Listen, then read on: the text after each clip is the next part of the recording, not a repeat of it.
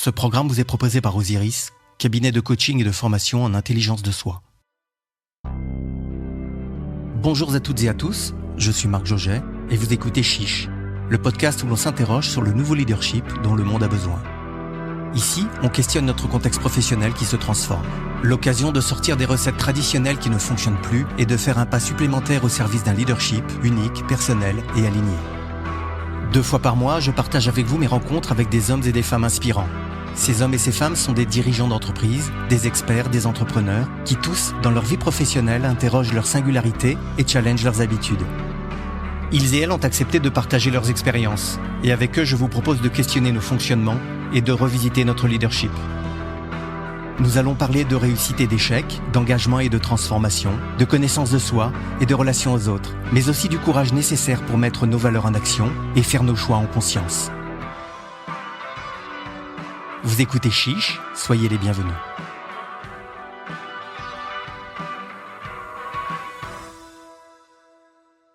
Aujourd'hui, il fait beau et chaud. Si cette phrase d'introduction pourrait être considérée d'une banalité confondante, c'est quelque chose d'assez rare depuis quelques mois et ça donne à notre moment avec notre invité un côté encore plus spécial. Nous sommes à Paris dans les travaux, mais au milieu d'un appartement confortable, tout juste rénové, accueilli chaleureusement par le maître des lieux avec sa bonne humeur, sa gentillesse, son grand sourire et un grand verre d'eau. Aujourd'hui, j'ai le plaisir d'être avec Christophe Debec-Delièvre, serial entrepreneur et fondateur, dirigeant depuis 2016 de Le Hibou, une plateforme freelance qui met en contact les meilleurs experts avec les DSI pour faciliter et accélérer les projets IT.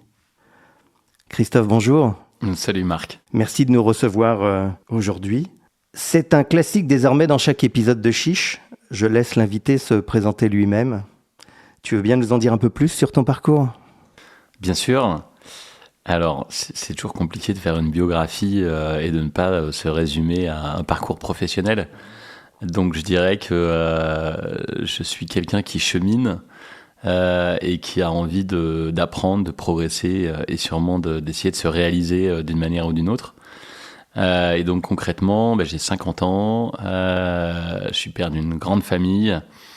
Et je suis entrepreneur depuis une vingtaine d'années, puisque j'ai démarré en avril 2004. Et donc, j'ai créé 5 entreprises au cours de ce parcours, dont le Hibou, il y a un peu plus de 8 ans maintenant. Bravo pour ce parcours. On va avoir l'occasion aujourd'hui d'en apprendre un peu plus. Et comme notre podcast s'appelle Chiche, j'aimerais que tu partages, si tu veux bien, 1 ou 2 moments clés qui t'ont permis de te lancer. Tu sais, ces moments quand il y a une partie de soi qui se sent capable de relever tous les défis, là, qui veut partir à la bataille, et puis il y a une autre partie de soi qui est très lucide et qui sait que forcément il va falloir s'adapter, évoluer, se découvrir, et qu'au final, pour tes projets d'entreprise, tu sais, ces moments où tu t'es dit « allez, chiche ».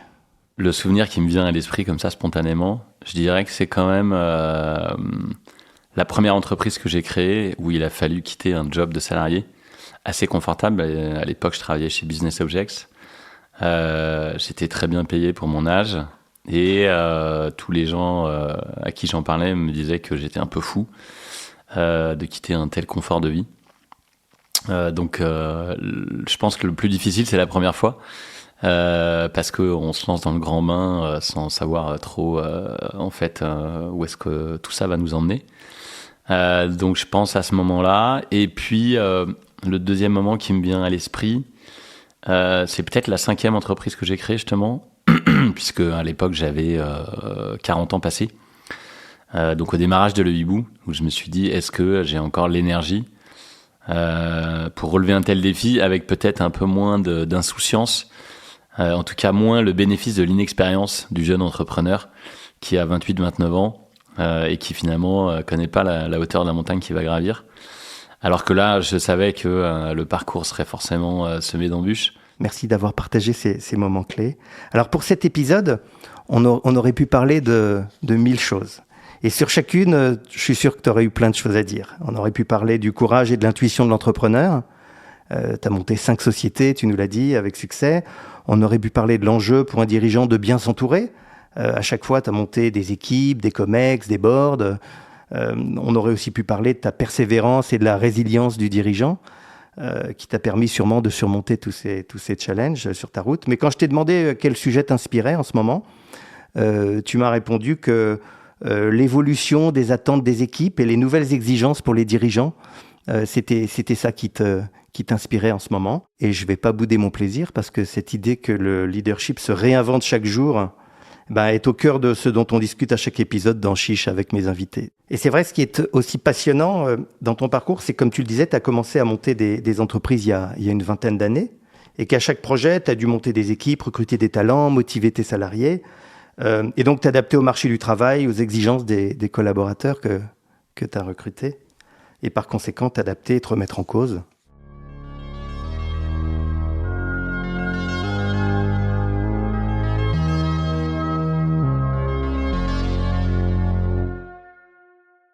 Alors, si tu veux bien, et avant de rentrer dans des exemples concrets, j'aimerais bien commencer par te poser 2 questions. La première, c'est comment définirais-tu le rapport au travail des collaborateurs chez Le Hibou ? Alors, c'est une vaste question qui dépasse certainement les équipes Le Hibou, puisque le rapport au travail, de manière générale, a beaucoup changé depuis 10 ans. Et les nouvelles générations nous obligent à nous réinventer, comme tu le disais tout à l'heure. Le plus étonnant et le plus déroutant, c'est certainement, effectivement, les attentes de ces nouveaux collaborateurs qui nous amènent à nous questionner, en fait, parce que je fais partie des gens qui sont dans une génération où on a beaucoup bossé quand on est arrivé sur le marché du travail. On nous disait pour parler vulgairement, de fermer notre gueule et de bosser. Et tout ça, en fait, a complètement changé, puisque maintenant, les attentes des jeunes sont très différentes. Ils sont, je pense, à la fois dans l'attente d'une vision d'entreprise, d'un job qui a du sens, et à la fois très désireux d'un respect, d'un équilibre vie pro, vie perso. Ce que nous, on n'a pas connu. Et d'une certaine manière, quand je disais qu'il nous amène à réfléchir, c'est finalement la question se pose en tant que dirigeant, de dire mais est-ce que c'est pas eux qui ont raison ? Finalement, ils veulent bosser moins, ils veulent avoir plus de temps pour eux. Donc comment est-ce qu'on s'adapte à ça, tout en essayant de conserver une entreprise dans laquelle à la fois il y a de l'engagement des collaborateurs et à la fois une entreprise qui reste performante. Et oui, en fait, là, on touche exactement le sujet. Et toi, concrètement, qu'est-ce que tu as dû changer dans ton fonctionnement ou dans ta façon d'être à la tête d'une entreprise sur ce projet récemment par rapport à peut-être la façon dont tu t'étais adapté ou comment tu avais fonctionné dans tes projets différemment par rapport à ces attentes nouvelles ? Les règles du jeu ont un peu changé parce que d'une certaine manière, le collaborateur s'émancipe et demande en fait comme un prérequis à l'embauche d'avoir ce niveau de confiance qui se matérialise par le télétravail, par tout un tas de choses. Et donc, en tant que dirigeant, il faut s'adapter tout simplement en acceptant de donner cette confiance dès le début, alors qu'on ne connaît pas forcément les gens, on ne connaît pas leur niveau de performance. Et d'une certaine manière, on ne sait pas non plus finalement comment ils travaillent, mais ça fait partie des règles du jeu. Il faut accepter de ne pas savoir si les gens travaillent dans leur baignoire, la nuit, au bord de la mer, etc., du moment que le job est fait. Donc ça, c'est le premier switch à effectuer en tant que dirigeant. Et c'est compliqué pour toi alors, cette confiance a priori, c'est quelque chose qui faisait partie de toi ou c'est quelque chose que tu as dû aller à chercher quelque part ?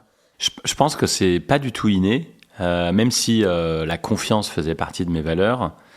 C'est quand même quelque chose de nouveau et tout dépend évidemment de la performance de l'entreprise. Quand l'entreprise va bien, on se dit que les gens sont pas là, mais on a confiance en eux parce qu'en fait les résultats sont là. C'est un peu comme si j'ai l'impression après le quoi ou le comment, c'est la question du pourquoi qui était la question centrale pour les collaborateurs. Est-ce que tu es OK avec ça et est-ce que c'est ce que tu t'expérimentes là chez Le Hibou ? Oui, je pense que clairement les gens ont besoin de savoir pourquoi ils travaillent, quel est le sens de leur action, ce qui était moins le cas par le passé. Alors peut-être que ça va d'ailleurs trop loin, parce qu'on a l'impression que les gens sont en quête de sens permanente. Ce qui est sûr, c'est que ça apporte un supplément d'âme de savoir pourquoi on travaille, quel est le sens de l'action qui est menée au global par l'entreprise, quelle est la trajectoire qu'on vise, quelle est la vision qui est derrière. Et par le passé, on avait plutôt un discours qui était porté par le chiffre d'affaires, les résultats. Aujourd'hui, clairement, ça suffit pas. Les gens ont besoin de savoir est-ce qu'on a de l'impact sur la planète, est-ce qu'on a de l'impact au niveau social, est-ce que en fait notre action change quelque chose dans le monde, et est-ce que l'entreprise est pas réduite juste à sortir des fiches de paie et à enrichir les dirigeants et les actionnaires. Cette volonté de s'épanouir qui passe aussi par l'intérêt de la mission, le sens qu'on peut donner à son travail, comme tu dis. Mais alors, cette exigence, même parfois cette intransigeance par rapport à des jeunes collaborateurs qui travaillent, ces valeurs de sens, ça change complètement la légitimité du dirigeant, non ? Parce que en fait, ce que je veux dire, c'est qu'on est légitime quand on dirige une entreprise ou une équipe, mais plus seulement par rapport au savoir, à l'efficacité dans ce contexte-là. C'est aussi l'exemplarité alors qui va faire que on est crédible et légitime. Oui, c'est certain. Mais ça, je pense que par le passé, c'était déjà le cas. Le dirigeant exemplaire, évidemment, assoit quelque chose d'assez fort dans l'organisation. Mais ça va même au-delà de l'exemplarité, en fait. Je pense que encore une fois, c'est vraiment remettre les choses dans un contexte très global qui dépasse un peu finalement ce qu'on pourrait voir de ce que fait l'entreprise. Et donc ta légitimité, toi, chez Le Hibou, tu la tires d'où ? Tu la poses comment ? Je pense qu'elle est liée à plein de choses. À la fois, malgré tout, à ce qu'on pourrait appeler le parcours, le track record, le fait d'avoir déjà créé des entreprises, etc. Ça apporte quand même un gage de confiance pour les gens qui arrivent. Et après, je pense que j'ai beaucoup travaillé justement sur la vision de l'entreprise, la mission de l'entreprise et l'ambition de l'entreprise pour emmener les gens dans un projet, pour les emmener dans une aventure et qu'ils aient envie de se dépasser, de travailler en équipe, qu'ils aient envie que l'entreprise elle-même dégage des bons résultats et pas uniquement eux individuellement. Et en fait, pour répondre à ta question, je pense que je me suis adapté et je me suis presque formé à tout ça. Ce qui est marrant, c'est que chez Le Hibou, j'ai élargi mon écosystème énormément par rapport à ce que j'avais fait dans les entreprises précédentes. Parce que j'ai fait rentrer un fonds d'investissement qui s'appelle Ring Capital. Je fais partie de groupes d'entrepreneurs comme Croissance Plus, France Digital, etc. J'ai un petit groupe d'entrepreneurs, on est 4, on se voit régulièrement. Je suis coaché. Et tout ça fait qu'en fait, ça m'a permis de franchir les étapes de l'entreprise en essayant, je ne sais pas si j'ai réussi, mais en tout cas, j'en ai quand même le sentiment d'avoir grandi au fur et à mesure que l'entreprise grandissait pour prendre la dimension, en fait, que je devais prendre en tant que dirigeant d'une entreprise qui a plus du tout les mêmes enjeux année après année. Et c'est ça la difficulté d'une boîte qui est en hypercroissance, c'est que tu dois en permanence te réinventer. Et si je le fais pas moi, je peux pas l'exiger de mes collaborateurs. C'est typiquement ce que je suis en train de faire en ce moment où on rentre en phase de scale-up, comme on dit, ou d'ETI, tu vois, on passe un cap parce que on commence à avoir des problématiques liées à une entreprise qui va dépasser les 100 millions de chiffre d'affaires cette année, etc. Donc, tu as tout un tas de questions sur la direction financière, sur le management intermédiaire, sur le rôle du COMEX, etc., etc. Et tu dois te réinventer. C'est pas la même chose qu'il y a 2 ans et encore moins qu'il y a 5 ans. Donc, je pense que la clé de tout ça pour un dirigeant, c'est de s'adapter. Et la meilleure manière de le faire, c'est certainement d'avoir un écosystème un peu élargi où tu vas chercher de l'inspiration, tu vas chercher toi-même en fait du conseil, des moments où tu vas prendre de la hauteur pour toujours être justement à la hauteur de ce que l'entreprise attend de toi pendant qu'elle se développe. Et probablement aussi toujours rester à la hauteur de ce que tu es, ce dont tu as envie, ce que tu as envie de faire de tout ça. Il y a les deux aspects, il y a l'entreprise, son développement, et puis il y a est-ce que je m'y retrouve ? Ouais, bien sûr, c'est certain. Même quand une entreprise grossit beaucoup, tu peux finalement ne pas t'y retrouver parce que ça peut ne plus correspondre à tes aspirations. On est sur un modèle hybride entre une société très digitale et en même temps une offre de services avec des hommes et des femmes. Donc en fait, moi, pour le moment, je m'amuse beaucoup dans ce que je fais et c'est pour ça que j'ai envie de continuer, mais j'essaye en permanence de me remettre en cause et d'anticiper la suite.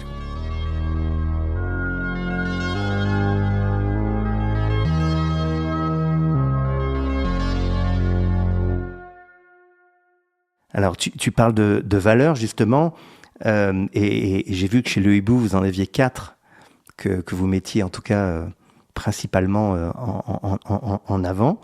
Et donc, si tu es d'accord, je te propose de les visiter rapidement une par une, et puis je te demanderai pour chacune d'entre elles, finalement, en quoi elles parlent de toi et en quoi elles impactent ton rôle de dirigeant. Alors, la première, c'est l'audace. Et d'ailleurs, chez Le Hibou, vous dites « Nous favorisons les initiatives internes et nous brisons les codes poussiéreux ». Je me souvenais pas de cette phrase qui m'amuse beaucoup et qui nous correspond pas mal, je pense. Mais l'audace, en fait, c'est la base de tout. Chez Le Hibou, c'est certain. Quelques exemples comme ça qui me viennent à l'esprit, mais quand on a démarré la société, moi, j'ai tout de suite voulu qu'on choisisse des clients CAC 40, donc des très grandes entreprises. Et concrètement, c'est quand même un peu face nord d'aller taper à la porte de Renault, AXA, BNP Paribas, etc. Et on a réussi à le faire, parce qu'aujourd'hui, on fait 92% de notre chiffre d'affaires avec ces grands groupes. Et ça, typiquement, c'était un acte audacieux, parce que ça faisait partie de la stratégie, mais je ne me suis pas découragé en me disant ça va être trop compliqué. Et l'audace, en fait, elle se matérialise dans tout, soit des choses tangibles. Tu vois, on a ouvert des bureaux en Belgique, au Canada, la même année, en 2023. Donc c'était assez audacieux, sans forcément avoir fait des études de marché extrêmement abouties. Voilà, l'audace, c'est ça, c'est aller vite, prendre des décisions rapides. Et ça se matérialise même dans des choses très simples, qui sont la façon dont on va interpeller nos clients, nos partenaires, etc. Tu vois. Typiquement, avec l'entreprise qui grossit, je me suis mis à rencontrer des C-level via le Top AFEP, tu vois, où tu rencontres des patrons du CAC 40, etc. C'est assez audacieux et en fait, c'est hyper stimulant en même temps. Et donc, je pense que c'est une valeur qui est vraiment bien incarnée chez nous. La deuxième valeur, c'est la performance. Et pareil, vous dites aussi sur le site, nous sommes convaincus que tout travail doit viser l'excellence. On a toujours été entre 70 et 100% de croissance depuis la création il y a presque 9 ans. Donc, je pense que la performance, c'est vraiment quelque chose qu'on a en nous. Et l'idée, c'est d'avoir organisé l'entreprise pour qu'elle soit performante. Donc, tu déclines finalement une organisation dans laquelle le souci de la performance, l'esprit de conquête est au premier plan en fait de l'organisation. En fait, la performance, si on réfléchit en elle-même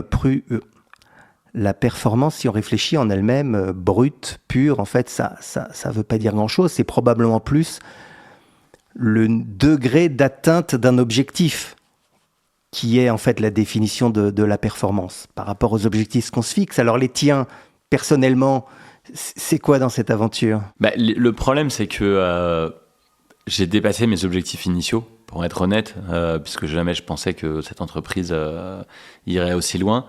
Donc en fait, je redéfinis tout le temps des objectifs en me disant où est-ce qu'on sera dans 3 ans, dans 5 ans. La performance, c'est aussi la performance individuelle, mais c'est aussi la performance collective. Donc on en revient justement sur la culture d'entreprise.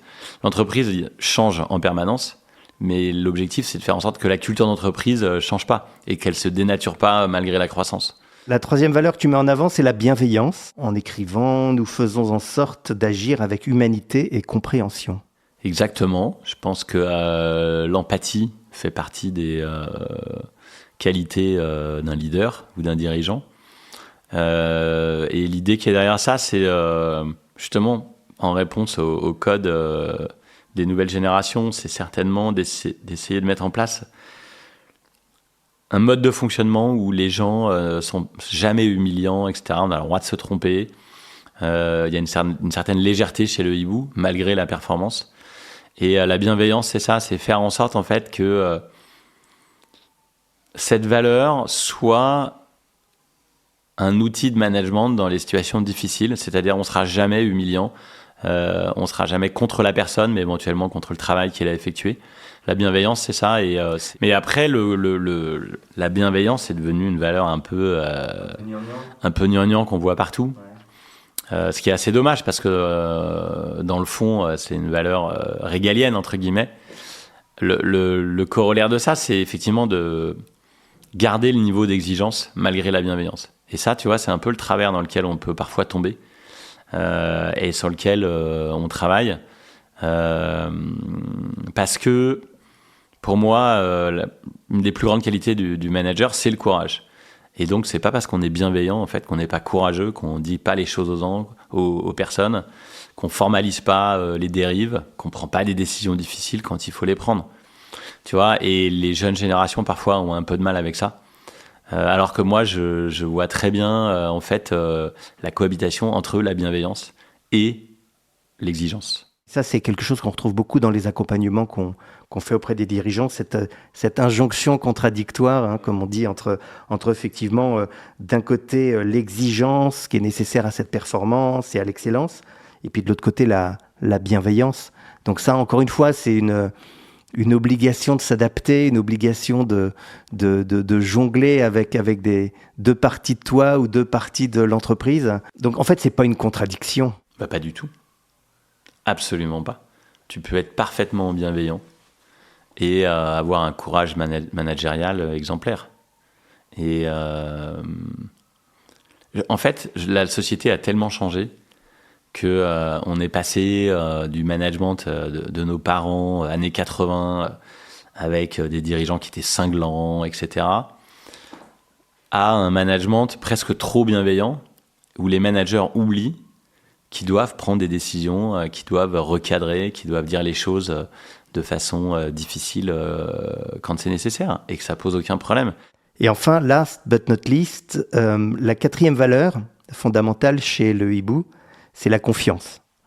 En accordant la confiance à nos clients et à nos salariés, nous les rendons plus responsables et plus humains. C'est quelque chose que j'ai lu aussi sur ton site. Donc la confiance, c'est quoi ? La confiance, c'est la base de tout, en réalité. On demande à nos clients de nous faire confiance. On fait confiance à nos collaborateurs. On leur demande aussi de nous faire confiance au moment où ils rejoignent le hibou. Donc en fait, c'est la base de toute relation, mais comme dans tout, dans un couple, avec des amis, en fait. Si on n'est pas en confiance, globalement, l'histoire est forcément très courte. Donc la confiance, c'est ça. Comme je te le disais tout à l'heure, elle est aussi renforcée par les nouvelles façons de travailler.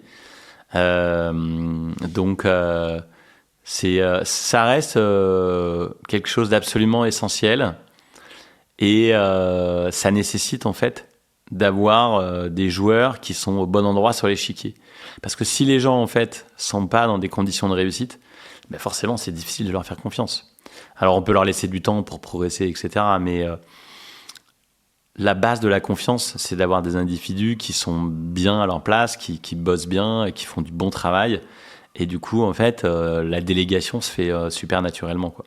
Tu disais dans un des podcasts que j'ai écouté avec attention que le hibou recrute des talents qui s'expriment, mais c'est plus l'énergie des candidats qui est recherchée plus que les compétences. Qu'est-ce que ça veut dire tout ça ? Ouais.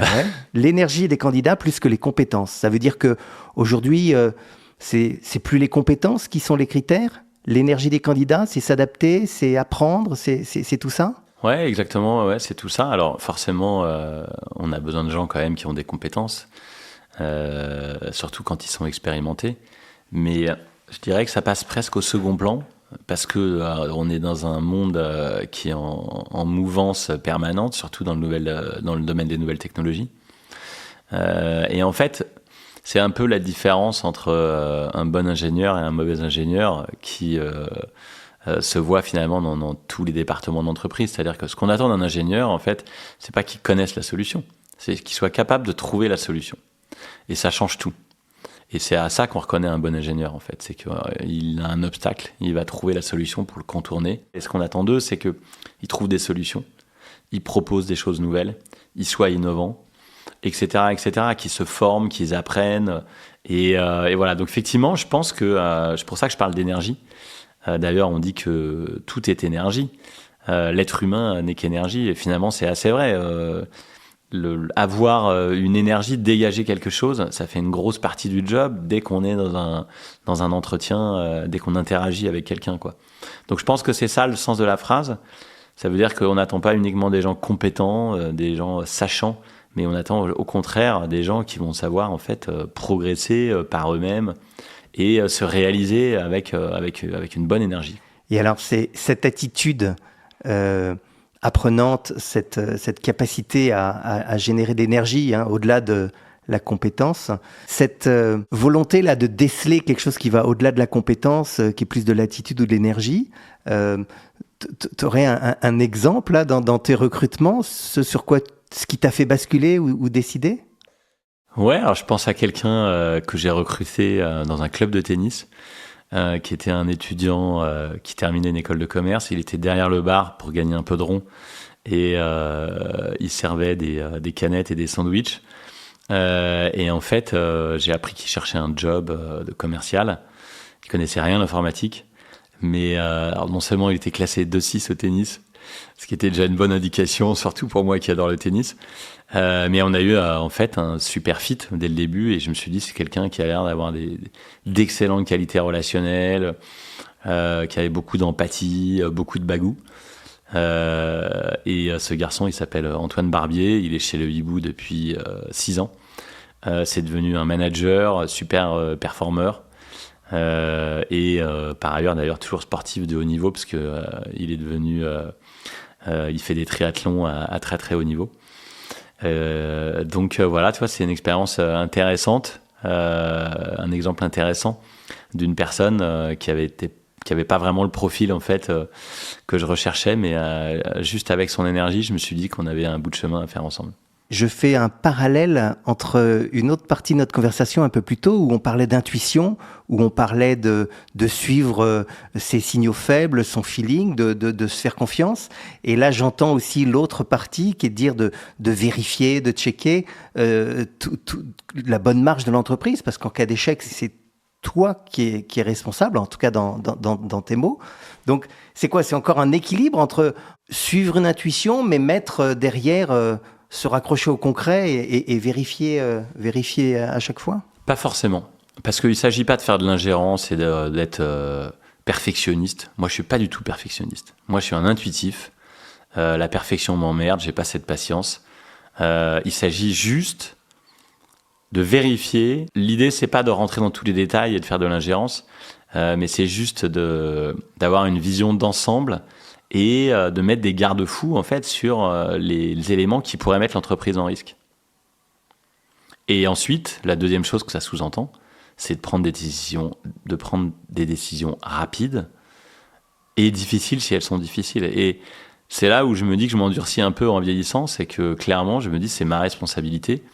Je ne vais pas laisser l'entreprise s'enliser parce qu'on a peur de ne plus être aimé, par exemple, ou de ne pas faire plaisir à certains collaborateurs. Il n'en est pas question. Et quand tu dis en vieillissant, mais ça parle aussi d'une connaissance de soi-même, de son fonctionnement, sur lequel on progresse et qui t'aide probablement aujourd'hui à être un peu plus aligné sur ces moments où tu dois décider. Ouais, certainement. Je pense que l'expérience, ça sert à ça. Avoir des sparring partners aussi qui travaillent dans le monde de la finance, c'est super intéressant. Parce que parfois, on peut se dire qu'ils ont vraiment une vision très froide de l'entreprise. Mais parfois, en fait, ils ont aussi une vision réaliste des choses.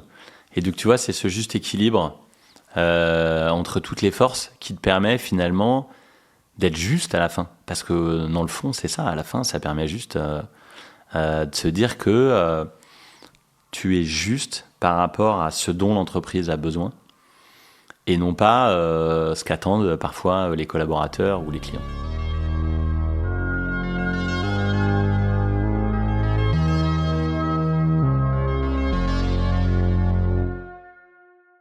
À la fin de chaque épisode, Christophe, j'aime bien résumer les idées forces de la discussion avec mon invité. Reprendre avec mes mots, à ma façon, ce qui m'a marqué dans tes propos et ce que je retiens en particulier de notre conversation. La première chose qui m'a marqué dans notre discussion, c'est le fait que pour beaucoup, et on semblait être d'accord là-dessus, travailler aujourd'hui semble être d'abord une question d'apprentissage et d'adaptation plutôt que de production. Et ça m'amène à me poser la question de savoir si désormais la définition du travail, c'est ça, c'est apprendre à s'adapter plutôt que produire. Et derrière ça, finalement, à me poser la question, est-ce que c'est un changement complet aussi de la posture du leader? La deuxième chose qui m'a marqué et que j'ai retenue sur ton témoignage, c'est qu'il ne s'agit plus uniquement de miser sur des compétences métiers ni sur des traits comportementaux, mais peut-être plus sur sur la manière dont on crée de la valeur. En fait, ce que tu nous as dit, j'ai l'impression, c'est qu'il existe un lien entre ce que nous aimons faire et cette création de valeur. Miser sur une certaine notion d'aisance, on a parlé d'attitude, de confort dans lesquels chaque individu aime s'inscrire, parce qu'en fait, on va plus volontiers y passer notre énergie, parce que on accroît la performance quand elle est alignée avec les attentes et qu'elle répond aux enjeux. En fait, j'aime bien cette idée d'une approche du leadership qui mise sur le plaisir de faire. Voilà, le plaisir d'être là, le plaisir d'être à sa place, et puis le plaisir de ne pas être que des compétences, mais d'être aussi une attitude. Oui, je suis tout à fait d'accord avec ce que tu viens de dire sur la notion de plaisir. Je pense que cette notion d'être aligné, de se sentir à sa place, et c'est ce qui permet justement de prendre du plaisir. Et forcément, c'est là où on est le plus performant. Donc, je partage complètement ton analyse. Voilà, nous arrivons à la fin de notre épisode. Merci Christophe d'avoir partagé ton expérience d'entrepreneur et de dirigeant avec nous aujourd'hui en toute transparence et avec beaucoup de sensibilité. Je suis sûr qu'il y a des DSI parmi nos auditeurs. Je leur recommande bien entendu fortement d'aller faire un tour sur la plateforme Le Hibou pour trouver les meilleurs experts freelance en IT. Je mettrai un lien sur la page du podcast. Et je crois savoir qu'il existe une déclinaison exécutive, Le Hibou. En tout cas, on te réinvitera pour en parler, peut-être pour un autre épisode. J'espère que cet épisode vous a plu, inspiré et fait réfléchir. Si c'est le cas, partagez-le, laissez un commentaire et je compte sur vous pour les 5 étoiles sur votre plateforme d'écoute préférée. Pour me suggérer des invités ou me faire part de vos retours, contactez-moi sur LinkedIn via Marc Joget ou par email à l'adresse chiche@marcjoget.com. À très bientôt pour un nouvel épisode de Chiche.